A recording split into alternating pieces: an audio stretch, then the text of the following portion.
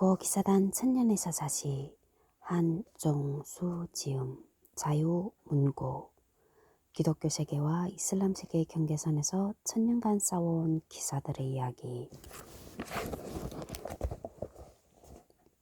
370페이지 26번째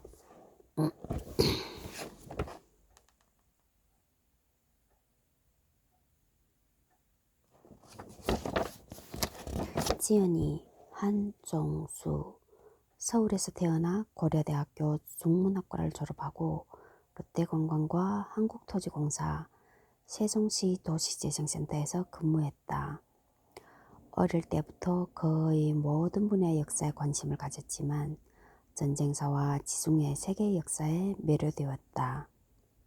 가톨릭 신자로 청년 성서 모임을 하면서 가톨릭의 역사에도 많은 관심을 가졌는데 고기사단 천년에서 사시는 새 관심사의 접점에서 탄생한 것이다. 전쟁사, 지중해사, 가톨릭사. 빨간 책방에 소개되었던 스테디셀러, 강남의 탄생을 비롯하여 서서울에 가면 우리는 민주주의를 걷다. 세상을 만든 여행자들, 라면의 재발견, 제갈량과 한니발 두 남자 이야기, 2차 대전의 마이너리그, 미 해병대 이야기, 이스라엘 국방군 제7기갑여단사 등 다양한 분야의 책을 내놓았다.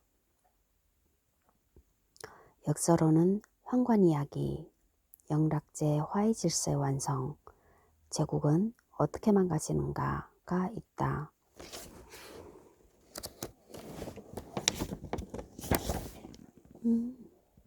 여기를 잘했구나.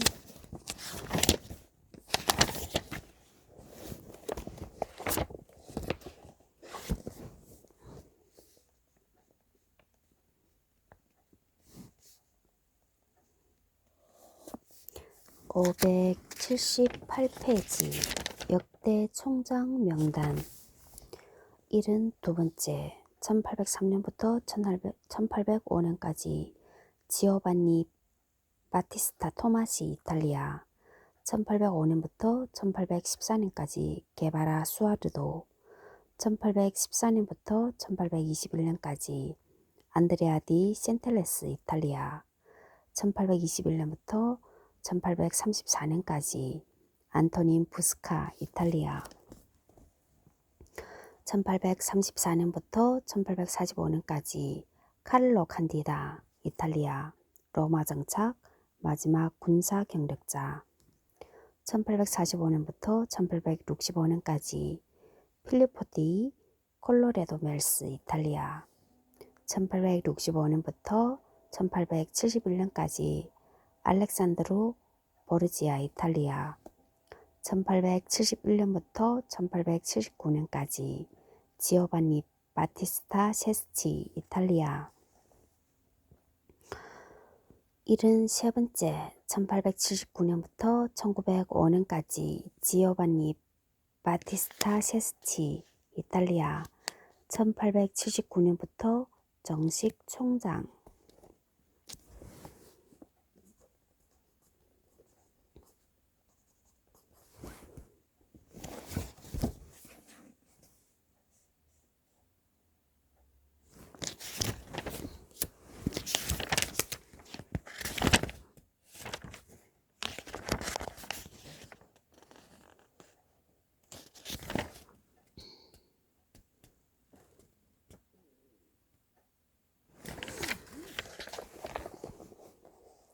370페이지 스페인 세력의 대두와 영국 세력의 몰락 몰타로 개설한 기사단은 내부 권력 구조의 변화라는 홍역을 앓게 된다.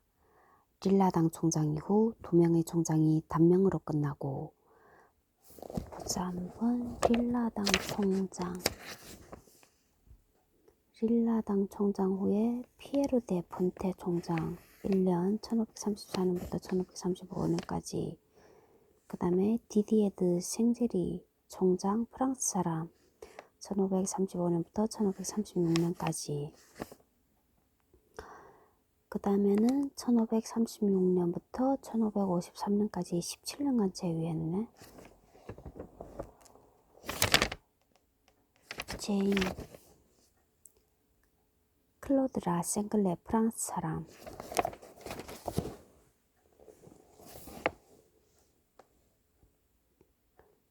(1536년 9월) 아라곤 출신으로 로더스 공방전에 참가했던 경력이 있는 후안 돌메데스가 총장에 올랐다.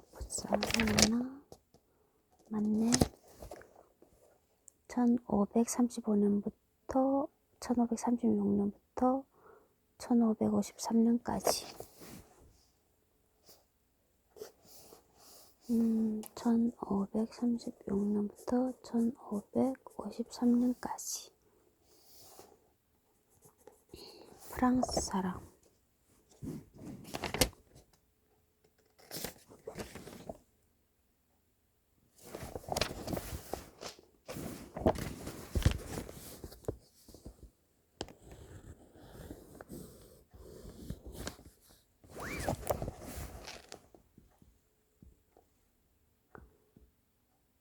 기사단에는 여전히 프랑스 출신이 가장 많았지만 프랑스와 일세가 친오스만 정책을 계속하는 데다가 스페인 국왕이기도 한 칼 5세의 존재감이 점점 커지면서 스페인 세력이 강해질 수밖에 없었던 것이다.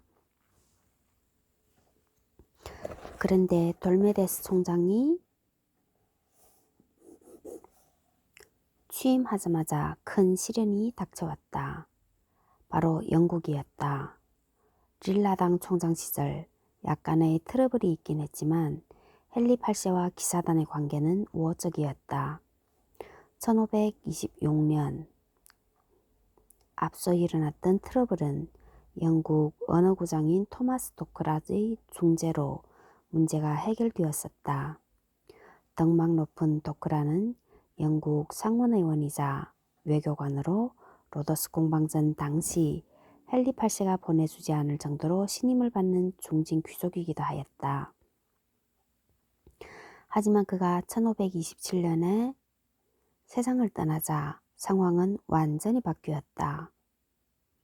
헨리 8세는 자신의 측근을 언어구장으로 임명하려 했고 연간 4,000파운드를 영국 지부를 통해 기부하겠다고 제안했지만 그 자리는 성 마리아호의 함장이었던 웨스턴에게 돌아갔다. 헨리 8세는 할 수 없이 동의했지만 사이는 벌어질 수밖에 없었다. 하지만 이것은 서곡에 불과하였다. 왕비 캐스린과의 이혼 문제로 교황청과 사이가 틀어진 헨리 8세는 1534년 정식으로 수장령을 발표하며 영국 교회를 로마로부터 독립시켰다.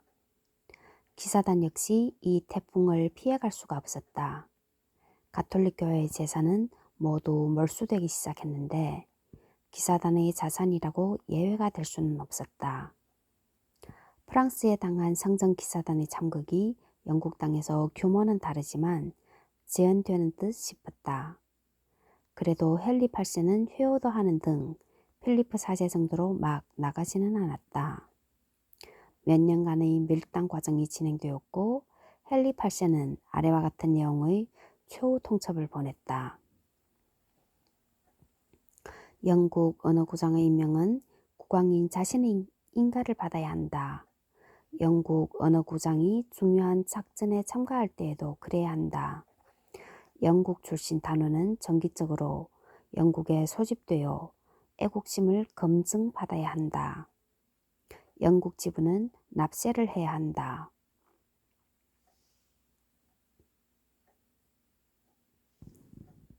아무리 국왕의 최후 통첩이라지만 창설 이래 교황 외에는 거의 간섭을 받지 않았던 최고 수준의 자치, 아니 주권을 행사했던 기사단에게는 받아들일 수 없는 조건이었다. 오메데스 총장은 거절한다는 답신을 보낼 수밖에 없었다. 이 사건은 선악과 호불호를 떠나 점점 민족국가로 바뀌어가는 유럽의 상황, 그리고 더욱 시대착오적 존재로 전락하는 기사단의 위치를 잘 보여준다 하겠다. 371페이지 토마스 도크라의 전신화.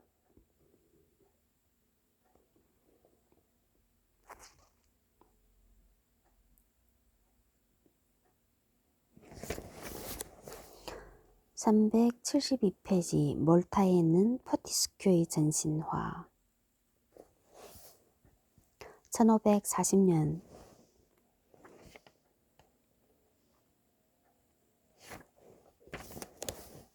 5월 7일 헨리 8세는 영국 지부 해산 명령서에 서명하였다. 같은 날 구호기사단 영국 지부는 사라졌다. 같은 날 너무 마음이 상한 웨스턴 지부장도 세상을 떠났다. 8년 가까이 이어진 기사단과 헨리 8세와의 싸움에서 순교자가 나오지 않을 리가 없었다. 그 순교자 중 가장 유명한 인물은 명문 출신의 아드리안 포티스큐였다. 아드리안 포티스큐에 대한 해석 372페이지. 아드리안 포티스큐는 아이러니하게도 보통법이 왕권을 제한한다는 주장을 한 대법원장 존 포티스큐의 사촌동생이기도 하다. 1476년생인 그는 헨리 8세가 프랑스와 1세와 전쟁을 벌일 때 참전했고 다크라보다는 약간 비중이 떨어졌지만 헨리 8세의 중심 중 하나였다. 묘하게도 그의 어머니는 영국 교회 독립의 큰 원인이 된 헨리 8세의 두 번째 부인 앤 볼레인의 고모였다.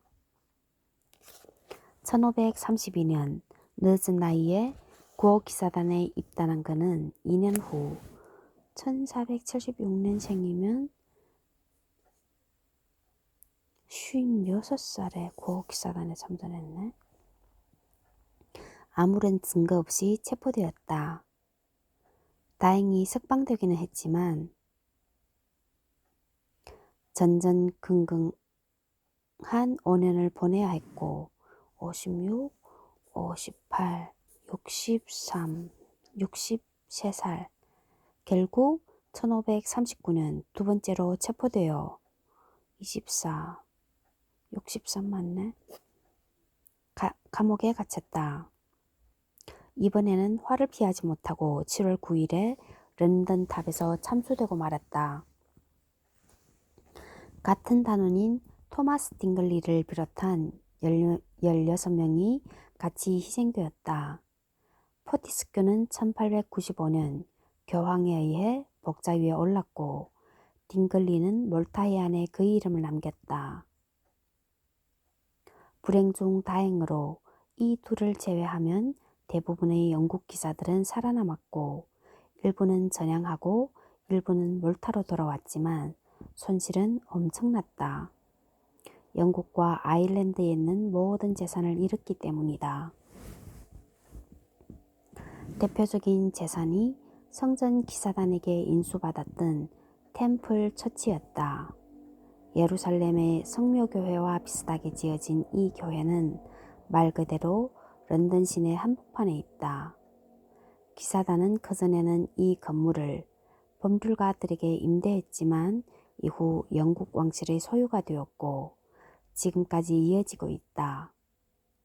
영국 언어구는 남았지만 앞으로 영국 출신 후배들을 받을 가능성이 없어졌으므로 유명무실한 존재로 전락하고 말았다. 엄청난 재산상의 손실을 입은 기사단은 긴축 재정에 돌입할 수밖에 없었고 산타 안나호가 그 희생자가 되었다.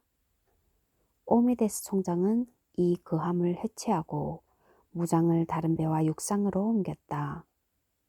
자재는 다른 배를 건조하는 등 잘 활용했지만 기사단의 사랑인 이 배를 잃은 단원들의 심정은 비통할 수밖에 없었다. 이렇게 16세기 초전함 산타 안나호는 시시하지만 중요한 이유인 재정 문제로 퇴장하고 말았다. 여기에 대한 해석 373페이지. 산타 안나호는 시간상 바로 뒤에 나오는 도리아와의 연합작전과 프레베자 해전까지는 참가했을 수도 있지만 확실하게 알 수는 없다. 374페이지. 프랑스의 배신과 도리아와의 연합작전. 적이 적은 친구란 말이 있는데 동서고금에 모두 통용될 수 있는 진리 중의 하나이다. 칼 5세에게 짓눌려 있던 프랑스 국왕 프랑스와 1세는 1537년 오스만 제국과 군사동맹을 맺는 그야말로 파격적이고 충격적인 일을 저지른 것이다. 프랑스는 제노바를 포함한 북이탈리아에서 칼 5세를 견제하고 오스만은 그 사이 남이탈리아와 중부 유럽을 공략한다는 것이었다. 프랑스의 별명 중 하나는 교회의 맞다리다. 맞다리 저지른 불륜에 교황은 충격에 빠졌고 모든 유럽 국가들은 프랑스를 비난하였다. 이 동맹에 바르바로사는 더 신이 났다. 동맹의 목적을 달성하기 위해서는 남이탈리아의 근거지가 필요했고 그가 찍은 곳은 풀리아의 포구 카스트로였다. 그는 4,000명의 해적을 이끌고 이 포구를 점령하고 요새를 쌓기 시작하였다. 이 소식을 들은 도리아는 신속하게 행동하였다. 자신의 군함 22척과 스페인 군함 3척을 이끌고 바로 메시나로 출동했는데 교황령에서 7척, 나폴리에서 6척이 가시하였다. 물론 기사단도 빠질 수 없었다. 기사단은 대형 범선 2척을 먼저 보내고 갤리선은 준비되는 대로 보내겠다고 약속하였다. 도리아는 이 함대를 이끌고 카스트로 앞바다에서 대기하고 있었다. 며칠 후 14척의 오스만 수송선단이 나타났고 이를 포위하여 한 척 빼고 모조리 포획하는 데 성공하였다. 식량과 탄약이 모두 그들이 차지가 되었고 800명의 포로까지 얻었다. 이 덕분에 연합함대는 작전을 오래 할 수 있게 되었다. 그 사이에 피렌체의 명문가 출신으로 15세의 기사단에 투신한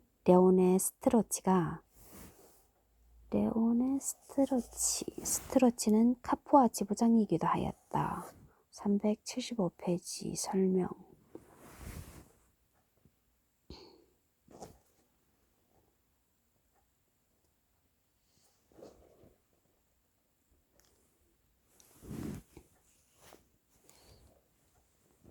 지휘하는 네척의 갤리선이 몰타에서 도착하였다. 그는 바로 전해의 기사단 해군 제독으로 임명되었다.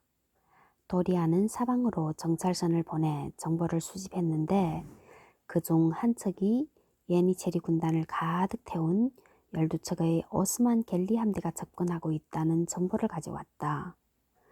목적지는 알바니아의 발로나였다. 도리아는 전 함대가 아닌 자기 소유의 갤리선 11척과 가장 믿음직한 전투력을 지닌 기사단의 갤리선 4척만 가지고 싸우기로 결정하였다. 상대가 예니체리 군단이니만큼 격전을 피할 수 없다고 보고 기사단 갤리선 4척의 노자비들은 빼고 다른 배의 그리스도교인 노자비들을 태웠다. 유사시 모든 인원을 전투원으로 활용하기 위해서였다. 그리고 교황청과 나폴리 지휘관들도 참가하였다. 8월 보름달이 뜬 밤에 두 함대가 맞닥뜨렸고 처절한 전투가 벌어졌다. 전투가 절정에 이르자 도리아는 비밀병기인 회전포대를 이용하여 오스만 함대에 포화를 퍼부었다. 한 척이 침몰하자 나머지 11척은 항복하였다. 이 배들은 다른 오스만의 배들과 달리 노자비가 전부 이슬람교도였다. 그만큼 중요한 수송이었던 것이다. 포로가 된 자는 800명, 부상자는 2,500명이었다. 연합함대의 인명피해도 전사자 300명, 부상자 1,200명으로 상당한 수준이었다. 특히 가장 격전을 치른 기사단의 갤리선 2척은 너무 심하게 파손되어 범선의 예인을 받아야 하였다. 격전이 끝나자 이번에는 바르바로사가 직접 지휘하는 약 100척의 대선단이 오고 있다는 정보가 들어왔다. 워낙 격렬한 전투를 치른 직후여서 그 정도의 대함대를 상대로 더 싸울 수는 없었다. 연합함대는 한 덩어리가 되어 항해하다가 시칠리아 근처에 이르자 기사단 함대는 몰타로 들어가고 나머지는 메시나에 입항하였다.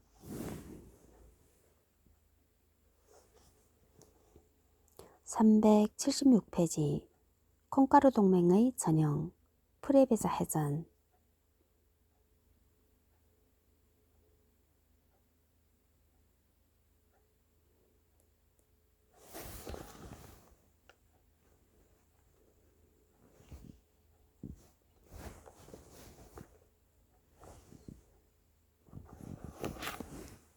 술레이만은 애지중지하는 예니치리 군단 1000여 명을 잃고 남이탈리아 공격도 차질이 빚어지게 되자 격노하였다. 그런데 분풀이 대상은 엉뚱하게도 베네치아였다. 카스트로와 바로나 일대에는 베네치아의 정보망이 빈틈없이 깔려 있는데도 도리아가 마음대로 설치도록 내버려 두었다는 이유였다. 물론 베네치아 입장에서는 오스만과 맺은 조약에 정보를 제공해야 할 의무는 없었으므로 억울하기 짝이 없었지만 힘을 가진 쪽에서 그렇게 판단하고 휘두르면 당할 수밖에 없었다. 술레이만은 바르바로사로 하여금 아드리아해의 입구를 지키고 있는 가장 중요한 베네치아의 거점 코르푸 섬을 공격하라고 명령하였다. 2만 5천의 태병력이 투입되었지만 코르푸는 워낙 방어가 단단한 곳이라 함락되지는 않았다. 이 중요한 거점에 대한 공격은 베네치아에 대한 선전포고나 마찬가지였다. 교황 바오로 3세는 프랑스를 제외하고 베네치아를 포함한 새로운 신성동맹군을 구성하기 위해 많은 노력을 기울이고 있었는데 때를 맞춘 코르푸 공격은 접착제 역할을 해주었다. 1537년 말부터 시작된 교황의 노력은 마침내 다음 해 2월 8일에 결실을 맺었다.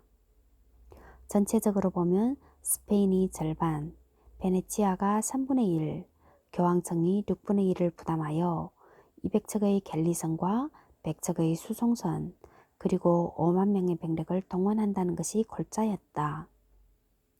구호 기사단의 참여는 너무나 당연한 것이었다. 1차적인 목표는 물론 바르바로사의 함대였다. 이를 격파하고 아드리아해와 에게해의 제해권을 장악하는 것이었다. 최종적인 목표는 콘스탄티노플을 함락시키고 칼 5세가 그곳에서 로마 황제의 관을 받는 것이었지만 누가 보아도 거기까지는 무리였다.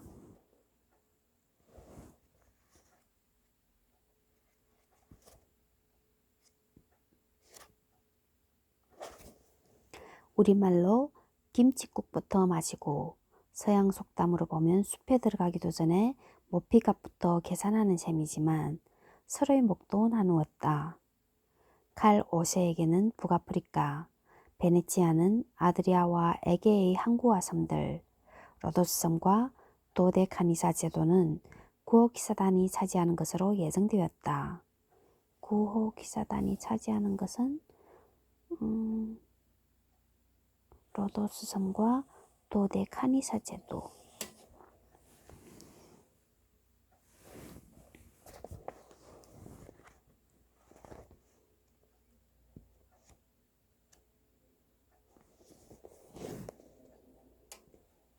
시오노 나나미의 표현을 빌리면 허황되지만 이런 김칫국부터 마시지 않으면 동맹 결성 자체가 불가능한 것이 현실이었던 것이다. 그 사이 에게해에 떠있는 베네치아의 작은 섬들이 바르바로사의 제물이 되었다. 베네치아는 크레테와 키프로스 외에도 우리에게 관광지로 잘 알려진 산토리니 등 25개의 작은 섬들을 가지고 있었는데 섬마다 많으면 3개, 적어도 하나의 요새가 있었다. 이 섬들이 모조리 오스만의 차지가 되었다.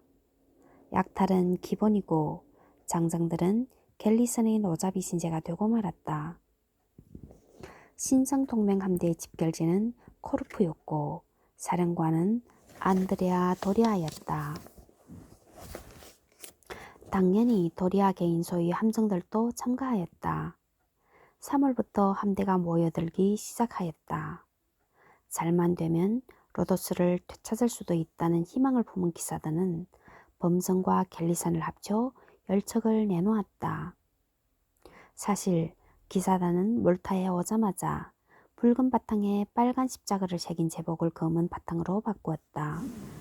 붉은 바탕에 빨간 십자가를 새긴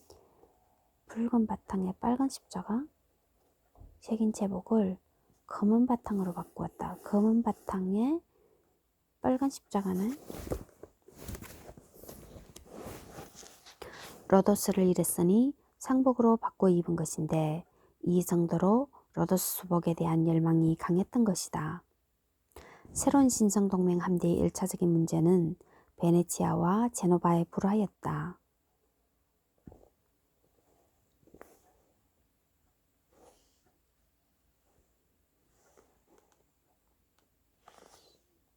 이 글에서도 다루었지만 이미 우트르메르 시절부터 두 나라의 사이는 그야말로 앙숙이었고 당장 급한 쪽은 누가 봐도 베네치아였지 도리아와 제노바가 아니었던 것이다. 더구나 교황 바오로 3세가 프랑스의 참여를 포기하지 않고 끈질기게 추진했던 것도 지연의 큰 이유가 되었다. 결국 프랑스는 참여하지 않았지만 칼 5세와 10년간의 휴전조약을 맺는 성과는 거두었다. 결국 프랑스는 참여하지 않았지만 칼 5세와 10년간의 휴전조약을 맺는 성과는 거두었다.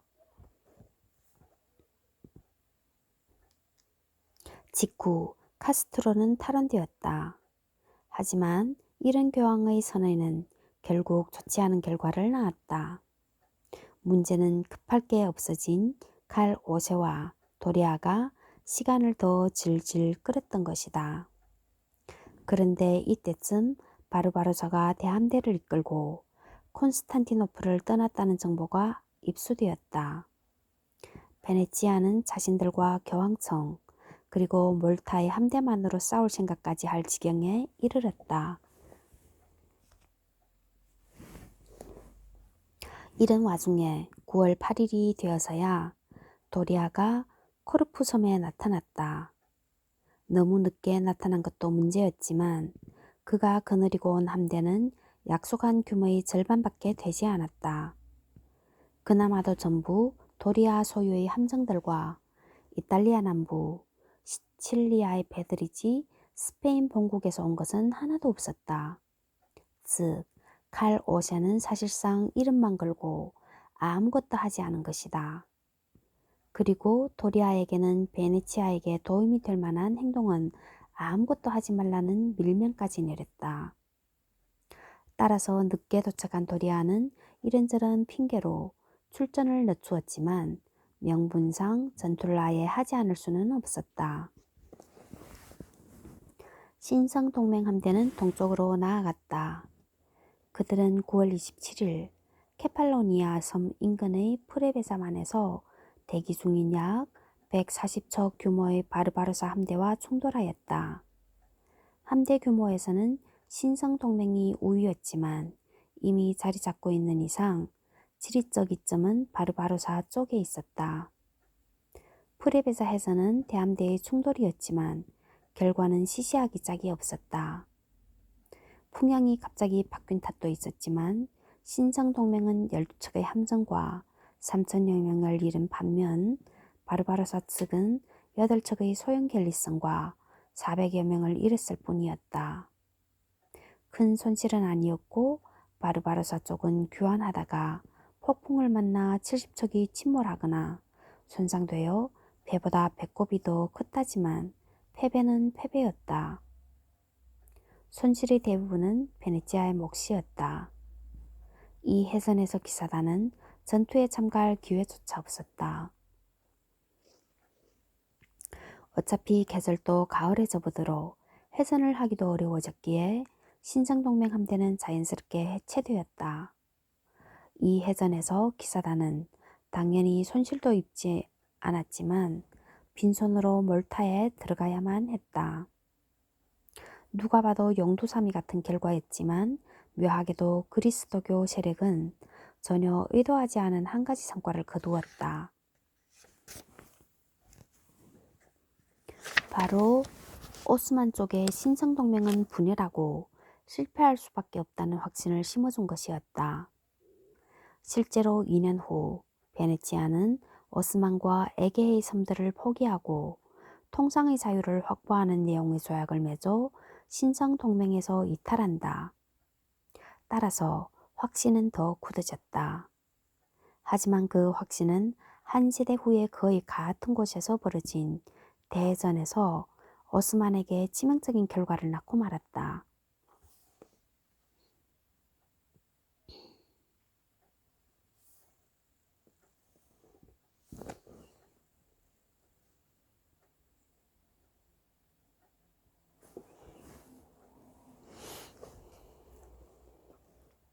(380페이지) 발레트와 투르굿.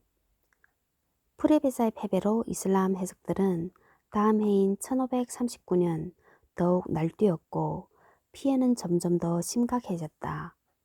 심지어 신대륙에서 들어오는 배까지도 해적들의 재물이 되는 경우까지 생겨났다. 적어도 1539년의 지중해는 이슬람의 바다였다. 이미 70에 가까운 바르바로사는 프레베사 해전 이후 일선에서 일단 물러났고 투르굿이라고 불린 후계자가 이어받았다.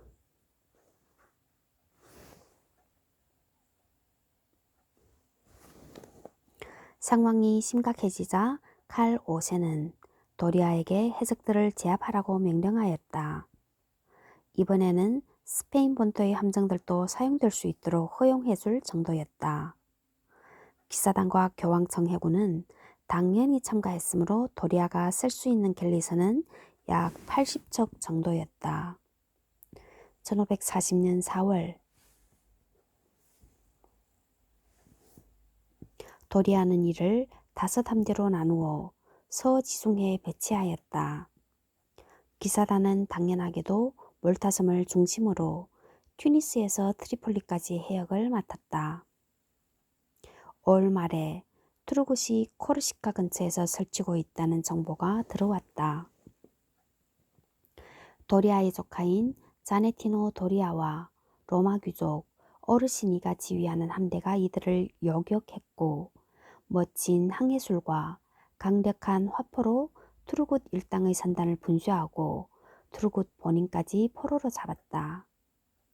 연유는 모르겠지만 이때 라 발레트가 현장 또는 그 자리에 있었다. 그는 투르굿에게 투르굿 선장, 이것은 전쟁에서 늘 있는 일이오 라는 말을 던졌다.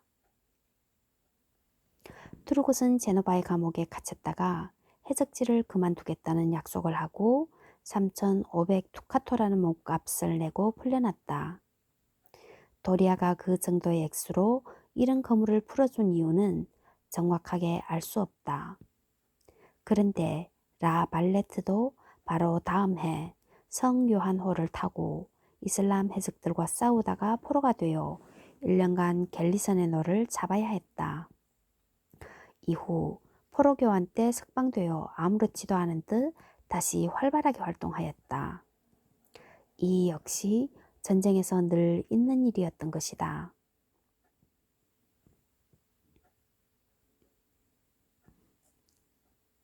어쨌든 라 발레트와 투르굿의 악연은 1565년까지 이어진다. 사실 투르굿은 10번 이상 몰타를 약탈한 경력이 있어 누구보다도 그 섬을 잘 아는 인물이기도 하였다. 어쨌든 투르굿은 얼마 동안 조용했지만 대신 조포 디 칸디아, 즉 칸디아의 외발이라는 별명을 가진 새로운 해적 두목이 나타나 투르굿의 공백을 완전히 메워버리면서 1541년 상반기를 다시 이슬람 해적의 동무대로 만들어버렸다.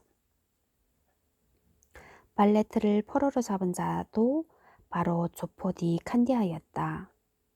어쨌든 스케일과 스타일은 차이가 있지만 도리아와 바르바로사에 이어 라 발레트와 트루굿도 새로운 라이벌 구도를 형성한다. 비극으로 끝난 알제리 원정 382페이지. 상황이 다시 안 좋게 돌아가자 칼 5세는 다시 해적들의 본거지를 소탕해야겠다고 결심한다. 장소는 6년 전 미처 치지 못한 알제르였다. 도리아도 공격 자체에는 동의하였다. 하지만 계절이 문제였다. 두 인물이 원정에 합의한 시기는 7월로 준비 기간까지 생각하면 1541년 내에는 아무래도 무리였다.